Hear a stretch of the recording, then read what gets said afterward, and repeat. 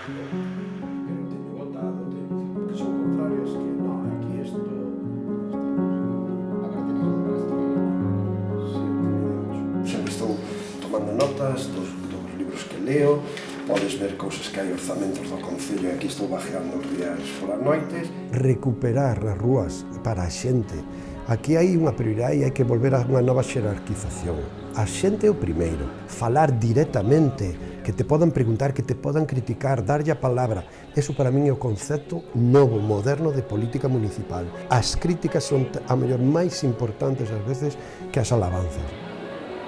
O orgullo que me queda destes 4 anos de traballo é precisamente pois, ese programa que fixemos de atención á morte súbita e de ensino de RCP nos nenos, que foi, por decir así, unha das cousas máis avanzadas que se fixeron a nivel sanitario nun concello, probablemente a nivel de toda Galicia, que nos puxo como referente nese sentido de todos os concellos da nosa comunidade. Onde máis tempo pasa un rapaz na súa vida é na escola. O comedor para un sitio que traballa moito de hostelería, que traballa moito en conserveiras, é importante porque os horarios non coinciden. E unha reivindicación da AMPA deste colexio e dos pais deste colexio de hai, pois non sei, o mellor 9, 10 anos. Entón, recoller esa reivindicación e poder negociar coa Xunta que por fin fixeran deste comedor, pois a verdad que é algo que o enorgullece bastante e é un traballo do que estou moi orgullosa. Eu sei a xente que practicaba deporte, entonces sempre me decían fan falta unhas pistas de pádel cubertas aquí no Grove, que non hai, e xa solo hai que velo. Hai inscritos máis de 400 personas na aplicación de reservas e están dando sobre 130 personas clases de pádel particulares, o sea, é todo un éxito. Os parques de Confín, que nos fai 4 anos dixemos que para nós era moi importante o modelo Terra de Porto, que o queríamos meter en diversas rúas do Grove. Intentamos facer parques para todas as idades, non só para os nenos pequenos.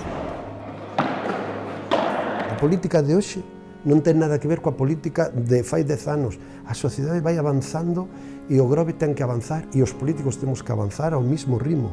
O que máis levo é que desde a política local se poden facer moitas cousas e que a política local pode cambiar a vida das persoas. Personalmente estou orgullosa de toda a programación cultural que se ten conseguido, de ter colocado o Grove como referente a nivel cultural e tamén, por suposto, hombre, eu creo que o auditorio vai a ser unha das cousas que quede para o futuro, para a futura xeneración, sí que o Grove merecía e necesitaba.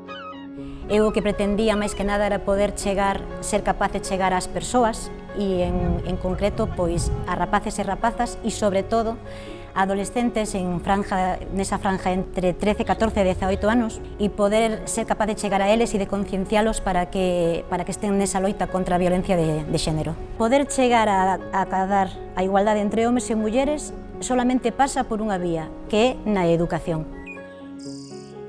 Nunca había unha concejalía do rural. O rural é importante porque hai moito máis terreno en rural que do que non é rural.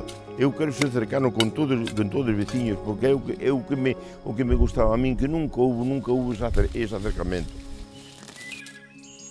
Procuro que isto estea accesible para todos que chegan ao noso rural.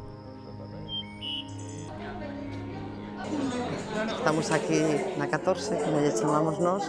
Foi un reto complicado, era algo que estaba arriba da mesa xa no anterior mandato noso, non podemos conseguilo, pero bueno, agora mesmo é unha realidade e claro que sí que nos temos que sentir todos os veciños orgullosos dela, non? Poñer en valor que realmente o pobo é das persoas, é dos nenos, é dos avós e non é dos coches, non? O Grove é un pobo que xeográficamente estamos diferenciados, nos baña a Ría de Arousa, nos baña o Océano Atlántico, somos unha península e iso nos imprime carácter. Eu sempre digo, o salitre está no ADN do Grove, pero o que fundamentalmente ten o Grove son as nosas xente, os nosos veciños e veciñas. O Grove ten unha iniciativa a nivel social, cultural, deportivo, económico, empresarial, asociativo, que poucos povos teñen, pero fundamental é a xente, os veciños que temos, as veciñas, e eu sempre digo que os políticos temos que estar á altura. Un ten que estar agradecido de que lle permitan ser alcalde do seu povo.